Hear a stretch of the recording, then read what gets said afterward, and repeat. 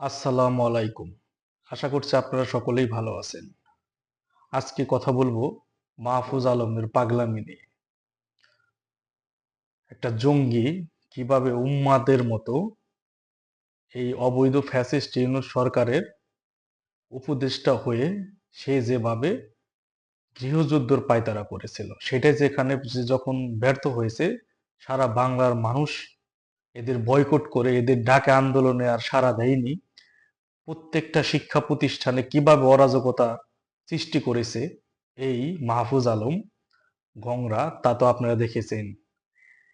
ঠিক তেমনি এইবার তিনি পার্শ্ববর্তী দেশের সাথে যুদ্ধের পায়তারা করছেন। কারণ আমাদের নীতি কি? আমাদের নীতি সবার সাথেই বন্ধুত্ব, কারো সাথেই শত্রুতা নয়। এটা জাতির জনক বঙ্গবন্ধু শেখ মুজিবুর রহমানের নীতি, এবং এই নীতিতেই বাংলাদেশ এতদিন পরিচালিত হয়েছে। কিন্তু এই বদ্ধ উম্মাদ জঙ্গি মাহফুজ, সে 16ই ডিসেম্বর একটা স্ট্যাটাস দিয়েছে তার ভেরিফাইড ফেসবুকে। আপনারা যদি সেটা দেখে থাকেন, আপনাদের একটু দেখে নেই, ব্যাপারটা দেখেন একটু আপনারা। এই স্ট্যাটাসে যেটা সে বলেছে যে আমাদের বাংলার যে মানচিত্র আছে সেটা এখন পরিপূর্ণ নয়।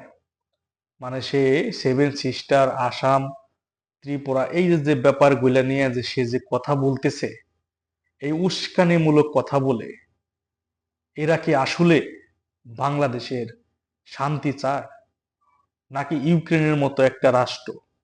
আপনারা ভুলে যাবেন না, ইউক্রেনের যে এখন বর্তমান প্রেসিডেন্ট আছেন, তিনি কিন্তু একটা কৌতুক অভিনেতা ছিলেন। ঠিক তেমনি এই সারা দেশে এইরকম একটা পরিবর্তন পরিবর্তন চাই বলে মানুষের ভিতরে একটা আবেশ, একটা প্রতিক্রিয়া সৃষ্টি করে এই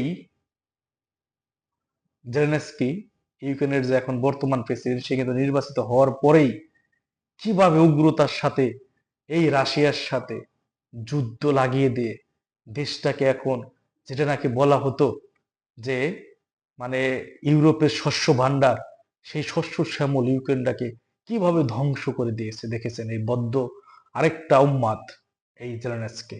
ঠিক তেমনি এই ইউনুস গংরা বাংলাদেশটাকে একটা ইউক্রেন, একটা সিরিয়া রাষ্ট্র পরিণত করার জন্য মাহফুজরা উঠে পড়ে লেগেছে। আপনি দেখেছেন স্ট্যাটাসে সে কি বলেছে? শুধু স্ট্যাটাসেই সে ক্ষান্ত হয় নাই, সেখানে একটা মানচিত্রও সে ব্যবহার করেছে, যে মানচিত্রে সেই অংশগুলো অন্তর্ভুক্ত করা হয়েছে। আপনি দেখে নেন, বুঝতে পারছেন? সে যদি ব্যক্তি মাহফুজ, উম্মাদ, পাগল,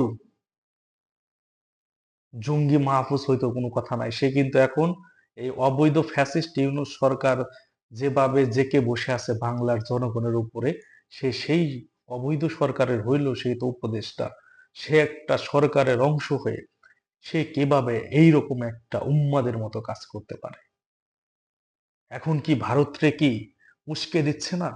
তারা কি কথা বলার জন্য? কারণ কি, এখন চাচ্ছে যে ভারতের সাথে উস্কে দিয়ে একটা যুদ্ধ পরিস্থিতি তৈরি করে এই দেশটাকে আর কোনো নির্বাচন না দিয়ে, এখানে কোনো রকম কোনো কিছু না করে এরা একটা জঙ্গি রাষ্ট্রে রূপান্তরিত করার চেষ্টা করছে।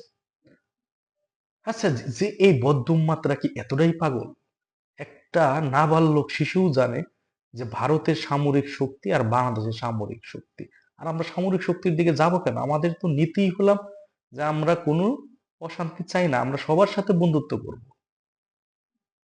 কেন শেখ হাসিনা সরকার যখন ছিল, তখন কি চীন বিনিয়োগ করে নাই? রাশিয়া বিনিয়োগ করে নাই? যুক্তরাষ্ট্রের কি বিনিয়োগ ছিল না? ভারতের কি বিনিয়োগ ছিল না? আমাদের তো কারোর সাথে শত্রুতা চাই না।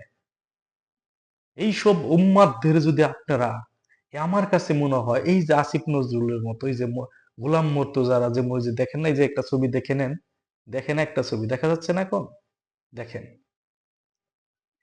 এইরকম ডেস ডেড এক্সপার্ট, যেগুলো ডেড ওভার হয়ে গেছে, বেশি হয়ে গেছে, বাতিল হয়ে গেছে, সেই হুস্কির আসরে এই আসিফ নজরুলের সাথে বসে এই জঙ্গি, এই উম্মাদ, বদ্ধ উম্মাদ মাহফুজেরও মাথা নষ্ট হয়ে গেছে।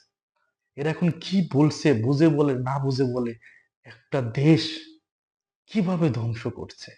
দেশের ভিতরে জ্বালাও পোড়াও করে এরা ক্ষান্ত না হয়ে এখন পার্শ্ববর্তী দেশের সাথে যুদ্ধ লাগিয়ে দিয়ে। আরে ভাই, মুক্তিযুদ্ধের সময় আপনার পরিবারে কে ছিল? এই মাহফুজের পরিবারে কে ছিল? ও একটা পাকিস্তানি, একটা রাজাকারের সন্তান, রাজাকার পরিবারের সন্তান হইলাম এই মাহফুজ। তার তারা কখনো কোনো বাংলাদেশের যুদ্ধে তার পরিবারের কেউ অংশগ্রহণ করে? সে রাজাকার ছিল, তার 14 গোষ্ঠী রাজাকার এই মাহফুজ। যে কারণে আমি যেমন আমার আমার আমরা বুঝি, আমার পরিবারে 4 জন মুক্তিযোদ্ধা, 2 জন শহীদ, আমরা বুঝি শহীদের কতটা কষ্ট। এই জুলাই আন্দোলনের তারা যে পায়তারা করে যে সাজাইছে এই জুলাই আন্দোলন, এই জুলাই আন্দোলনে মাহফুজের কে কে কে মারা গেছে, কোন সমন্বয়কের কে মারা গেছে এটা বলবে? আপনারা প্রশ্ন করেন, তাদের কেউ কি মারা গেছে? তাদের কোনো ক্ষতি হয়েছে? আপনার বুক, যে মায়ের বুক খালি হয়েছে সেই মাই বুঝে, যে বাবা তার সন্তানের ওই খাটিয়ার কাঁধে নিয়েছে সে বুঝে সন্তানের লাশের কত ওজন। এইসব বন্ড বাটপার প্রতারক জঙ্গিরা কি বুঝবে? এই আসিফ নজরুলরা বা এই যে এই মাহফুজরা, হাসনাত সাজ্জাদের মতো বাটপার প্রতারকরা কি বুঝবে? এরা কখনোই বুঝবে না। কারণ এরা বাংলাদেশটাকে লুটে পুটে খাচ্ছে এবং বাংলাদেশটাকে এখন অন্য রাষ্ট্রের সাথে যুদ্ধ লাগানোর পায়তারা করছে।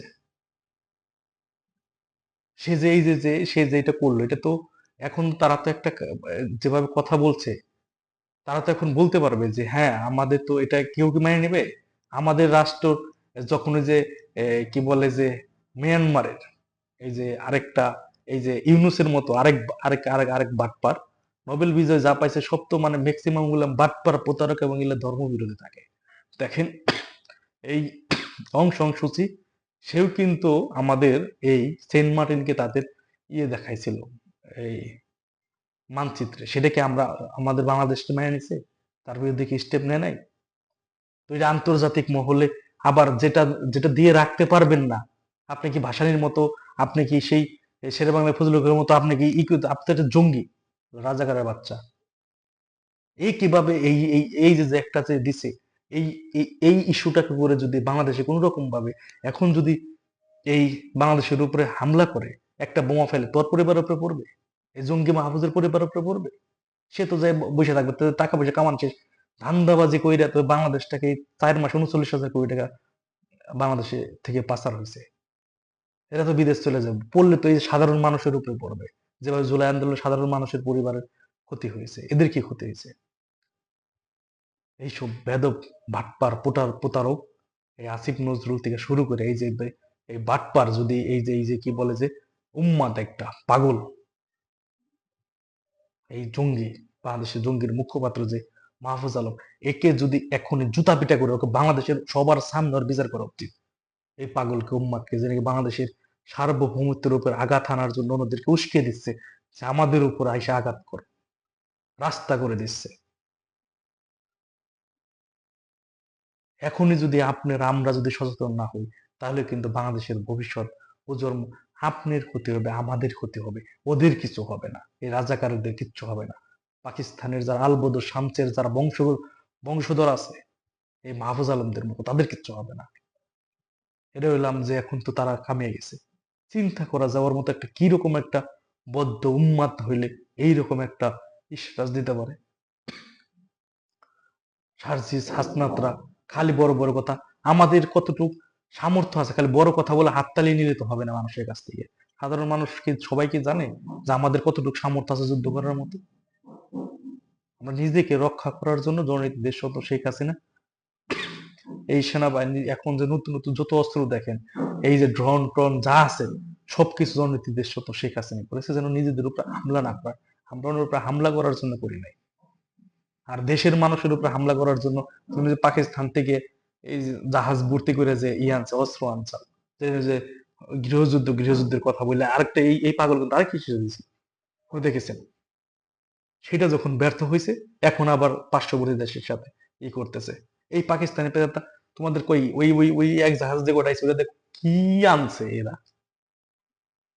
শান্তিপূর্ণ দেশটাকে একদম ধ্বংস করে দিচ্ছে। এখনো যদি আমরা আপনারা যদি সচেতন না হই, তাহলে এই বাংলাদেশটাকে এরা একটা ইউক্রেন, একটা সিরিয়া, ফিলিস্তিনের মতো একটা ব্যর্থ রাষ্ট্রে পরিণত করবে। আজকে আর এই পাগল উম্মাদের নিয়ে এতটুকু। ইনশাল্লাহ সামনে আরো কথা বলবো। আপনারা সকলেই ভালো থাকবেন, সুস্থ থাকবেন। আসসালামু আলাইকুম। জয় বাংলা, জয় বঙ্গবন্ধু।